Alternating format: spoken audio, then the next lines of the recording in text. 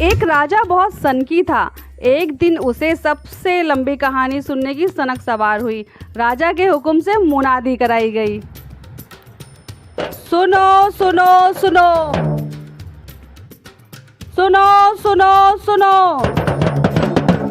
गौर से सुनो। महाराज धीराज का हुक्म है, जो उन्हें सबसे लंबी कहानी सुनाएगा उसे रामगढ़ की जागीर और मुंह मांगा इनाम दिया जाएगा, मगर जिसकी कहानी लंबी ना हुई उसे कारावास में भी डाल दिया जाएगा। सुनो सुनो सुनो, सुनो सुनो सुनो। ये सुनकर दूर दूर से कहानीकार आए और उन्होंने अपनी अपनी कहानी राजा को सुनाना शुरू किया। कहानियाँ लंबी तो थी, मगर राजा सोचता, कहानी तो सुन ली है, अब व्यर्थ में जागीर क्यों दूं? राजा ने अपने सिपाहियों को हुक्म दिया कि इन सब की कहानी सबसे लंबी नहीं है। धीरे धीरे बहुत से कहानीकार कारावास में बंद कर दिए गए। एक कहानीकार के बेटे को अपने पिता का कारावास में बंद होना बहुत खला। उसने राजा को सबक सिखाने का मन ही बना लिया और पहुंचा राजमहल कहानी सुनाने के लिए।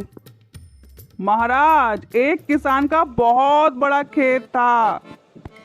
उसने अपने खेत में ज्वार बो रखी थी। पास के ही एक पेड़ पर ढेरों चिड़ियों का झुंड रहता था, इसलिए जब भी किसान बीज बोने आता, चिड़िया सारे बीज निकाल कर खा लेती थी। फिर किसान ने सोचा कि वह खुद ही अपने खेत की रखवाली करेगा। चिड़िया भी कौन सी हार मानने वाली थी। उन्होंने भी योजना बनाई और काम आसान हो गया। फिर एक चिड़िया आई, खेत में से बीज का दाना चुगा और हो गई फुर। फिर एक और चिड़िया आई, खेत में से दाना चुगा और हो गई फुर। एक और चिड़िया आई, दाना चुगा और हो गई फुर। राजा बोला, फिर आगे क्या हुआ? होना क्या था जी? फिर एक चिड़िया आई, दाना चुगा और फुर। फिर आगे क्या हुआ?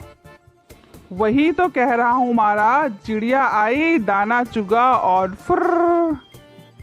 अरे आगे भी तो बोलो। राजा को फुर्र फुर्र सुनकर अब बोरियत सी होने लगी थी। वह बोला, ठीक है, मान लिया। सारी चिड़िया आई और उसने सारे दाने चुग लिए। फिर ऐसे कैसे चुग लिए महाराज? एक एक चिड़िया आएगी, एक एक दाना खत्म होंगे, तभी तो कहानी आगे चलेगी। और एक चिड़िया आई, दाना चुगा और फुर। राजा समझ गया कि आज शेर को सवा शेर मिला है। अरे ये कहानी तो कभी खत्म हो ही नहीं सकती। इसे दंड कैसे दूं? इससे इनाम देकर ही पीछा छुड़ाना ठीक रहेगा। अरे नौजवान, ये फुरफुर करना बंद कर। सच में तेरी कहानी सबसे लंबी है। चलो, तुम्हें रामगढ़ की जमीन इनाम में दी जाती है। परंतु महाराज, मेरा मुंह मांगा इनाम। हाँ हाँ, वो भी मिलेगा। बोलो तुम्हें क्या चाहिए? महाराज, मेरा इनाम यही है कि आप कारावास में बंद सभी कहानीकारों को छोड़ दें। बिना बात किसी को सताना अच्छी बात थोड़ी है। इससे राजलक्ष्मी नाराज हो जाती हैं और देश और राजा दोनों ही नष्ट हो जाते हैं। मैं चाहता हूँ कि हमारे वतन में ऐसी कोई विपदा ना आए। बात तो तुम्हारी ठीक है। हम हुक्म सुनाते हैं, सभी कहानीकारों को बादम छोड़ दिया जाए। ये नौजवान बहुत होशियार है। हम घोषणा करते हैं कि हम अपनी इकलौती राजकुमारी का विवाह इस युवक से ही करेंगे और हमारे बाद यही देश के महाराज होंगे। इस प्रकार युवक ने अपनी सूझबूझ से अपने पिता को कारावास से निकाला और राजा को भी सही राह दिखाई।